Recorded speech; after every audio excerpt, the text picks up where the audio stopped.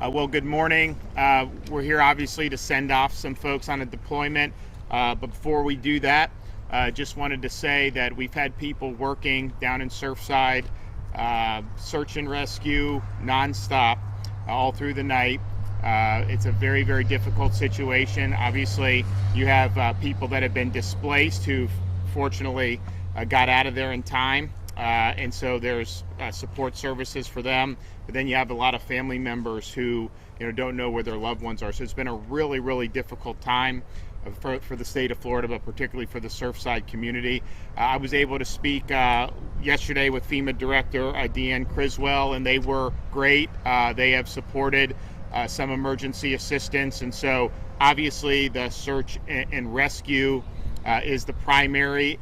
Any lives, they're trying to save lives, and that's clearly the most important thing. We also have a number of people that have, of course, been displaced. They're never going to go back. The people that got out are never going to go back and live in that building, of course, and so some of them have lost everything that they had, and so there's a need to provide support for that. We also have ability to help through charity, and I want to thank folks who've already put this up. I know some of the news stations have. I know Sean Hannity put it up last night, but there's two different organizations, and we're going to be supporting both of them. One is theshul.org. That's SHUL, theshul.org/8777. And then there's another organization, supportsurfside.org. Both of those will put that money to good use to be able to help folks. And then, of course, we'll have to figure out why did this happen, and that answer isn't necessarily apparent right now, but it will be identified. And I think that anyone who was affected by this directly wants that answer, but also we need to know, is this a bigger issue or is this something unique to the building? But I want to thank everyone who's been involved in that effort. You have the folks down there in Miami-Dade, the rescue folks, they're good, and they were there within minutes.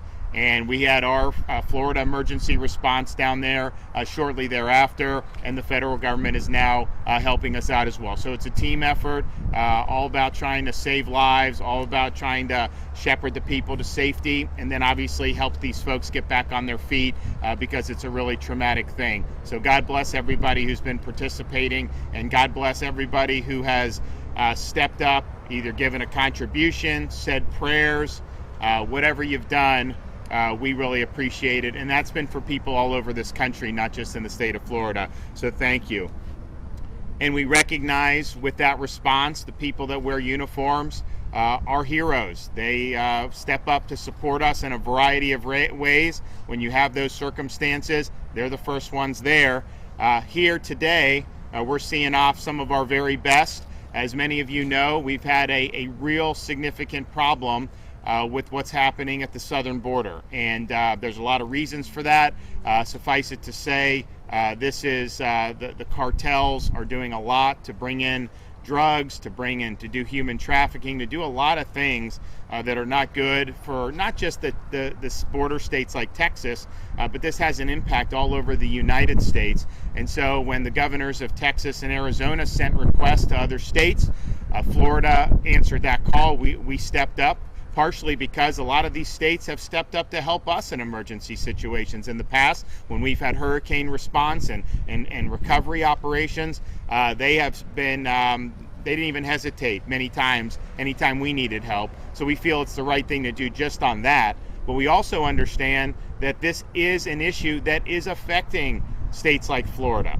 I had met just weeks ago with some of our rural sheriffs up in North Florida, and their number one concern is all the meth that's coming in, and all the meth is coming from the southern border now. You used to have where people would cook it themselves and all this stuff. Like, that is just not what's happening. What's happening is a massive amount of drugs moving in from the southern border. So this has real effects on Florida communities, and when we were able to say, we got this request, I asked our state law enforcement agencies, can you guys help? And they're like, absolutely, we're going to help.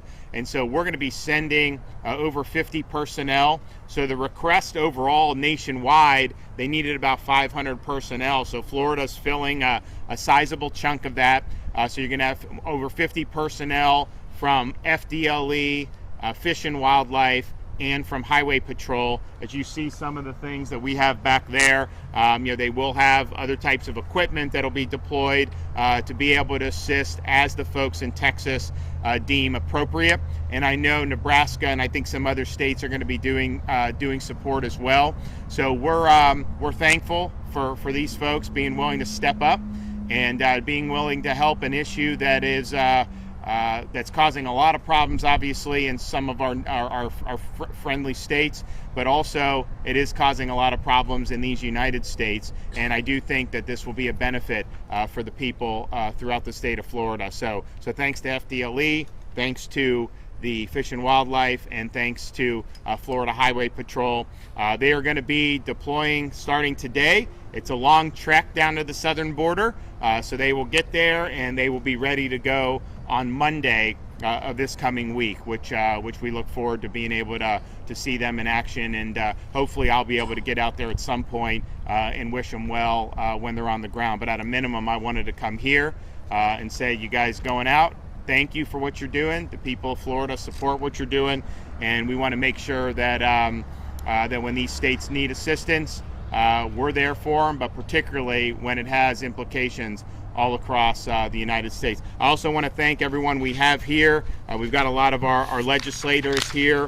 I saw J.R. Williamson, Alex Andrade, Michelle Salzman. I saw our senator here, Doug Broxson, and then obviously we have Rick Swearigan from FDLE, and then Gene Spalding, the colonel for the Highway Patrol. So I want to thank them as well. So thanks everybody for stepping up. This is an important mission. We support you 100%. And with that, I'll take a few questions. Governor, sending these officers over there, how's this going to be funded?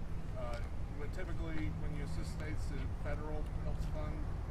Well, no, this will be that's still a point of discussion. I mean, we typically, if someone would help us, we would pick up some of their funding, and so that's how we would hope that it goes. But we don't anticipate getting any federal funds now. And are there any local law enforcement agencies assisting in this? So there's a number of local who have raised their hands.